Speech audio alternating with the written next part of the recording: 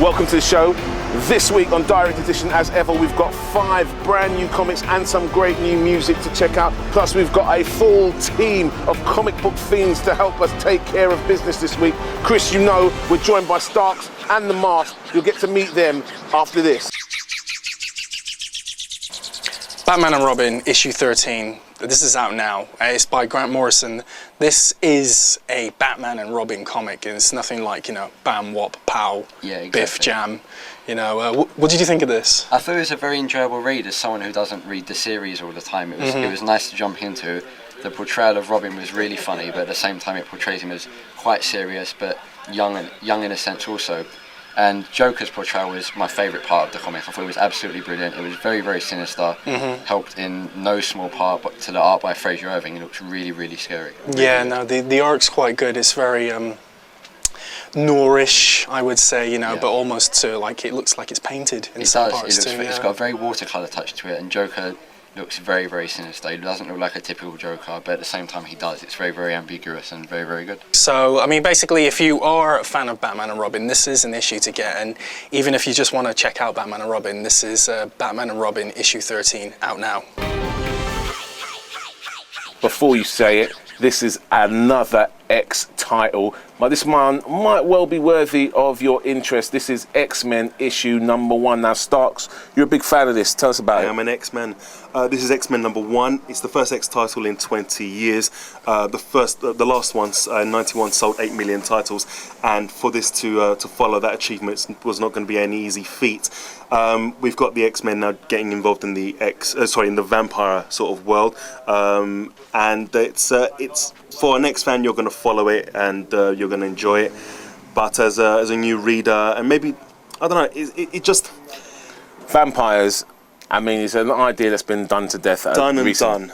So, apart from the fact that the whole vampire thing is a little bit played, maybe at this point in time, you know, it's still an interesting new X title. Absolutely. And worthy of your attention, especially if you're a big X freak. Absolutely. And Paco Medina's artwork is pretty genuine. Artwork is genuinely pretty awesome. So worth checking out. X-Men issue number 1 out this week. I'm on a search for what I'm worth, deciphering my meaning through a verse, speaking to keep me from going berserk. Fam, be on my back like you need to get a job, but right into these tracks feel like I'm doing work, so I gotta make it work. Keep the same mind state from the first thing I ever wrote. Gotta give back to the earth, reflection of the eternal, giving birth, never hold up, even when the struggle make me slow up. You know what? I'm telling you, go ahead and do it. Do where the shoe, go ahead and do it. Do where the shoe, do where the shoe. So he may not be Captain America anymore, but Steve Rogers is still worthy of his own series. This is it, issue 1 of Steve Rogers' Super Soldier. Now, I really like this, Chris. What did you think? Yeah, it's like Steve Rogers goes James Bond, basically. Yeah, that's the way to put it. Yeah, Captain America, Secret Agent, they called it. It's got pretty good art, this, and a kind of an intriguing setup, and I think that what it is actually making more of the alter ego of Captain America, kind of actually filling Steve out as an actual real person, as a real character, and therefore making him a slightly richer person to kind of watch, you know, which is quite an interesting kind of thing to do with the character. Yeah, it's all part of, I guess, to the build-up of the, you know, the upcoming Captain America films. Of course. But, you know, it's just giving you more depth into the actual character himself. And, you know, the artwork was surprisingly good for a Captain America comic also. So if you're a Cap fan, even though this doesn't actually have the Cap brand, we think you'll really enjoy it. This is Steve Rogers' Super Soldier, issue 1, out now. Sweet Tooth by Jeff Lemire. This is issue 11 on Vertigo Comics, and it's a very odd comic, I would say. It is. It's quite grisly and quite graphic, and seeing what Lemire's intent is to draw in a post-apocalyptic idea of really what's coming out of his mind is quite a beautiful thing.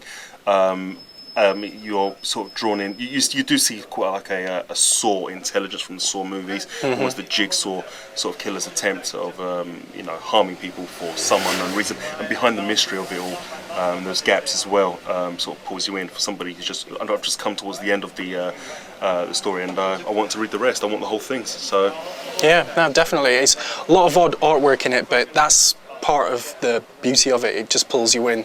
So that's Sweet Tooth, issue 11, out now.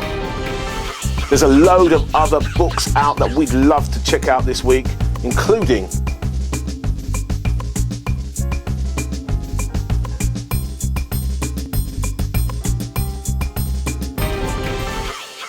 we've been waiting for this for a little while. It's finally here. This is Shadowland, issue number 1. Unfortunately, this week we're joined by a true Daredevil aficionado. This is The Masked. What do you reckon to this, Dave? I think it's absolutely brilliant. It's one of the best intros to a series that I've ever read. As a Daredevil fan for most of my life, it pleases me to see him moving up in the ranks, as he's always deserved to, in my opinion. The art is fantastic by Billy Tan. It's continuing the tradition of great Daredevil art throughout his comics recently. It's worth pointing out that Billy Tan's art on this is really seriously quite good. The work you may have seen earlier in the year on Batman and Robin isn't a patch on what he's achieved with this, so don't be put off if you didn't enjoy this. This is well worth you checking out. Andy Diggle is absolutely killing the writing. He's doing a great job. I definitely agree with that. Yeah, he's an amazing Daredevil writer. He really gets the character, and it's nice to see him finally going through a darker side to Matt Murdock, because he hasn't really done it before. He's put a lot of faith into the law, and with Norman Osborn gaining power recently, he sort of doesn't really want to go along with it anymore, and it's sort of like the final straw for Matt Murdock, I think. Shadowland, issue number 1, is on your shelves this week. So that's pretty much all we've got time for this week. Thanks so much for watching. Before we go, got to send out a massive shout to all of our YouTube subscribers, and also big up David, the Masked Masters. You can check out his blog. The link is right here. In the meantime, make sure you keep sending us your comments and your questions. We'll be back next week with more reviews, and we're back on Monday with a news show, so make sure you check that out. You can find it on the YouTube channel. We'll see you next time on Direct Edition. Peace.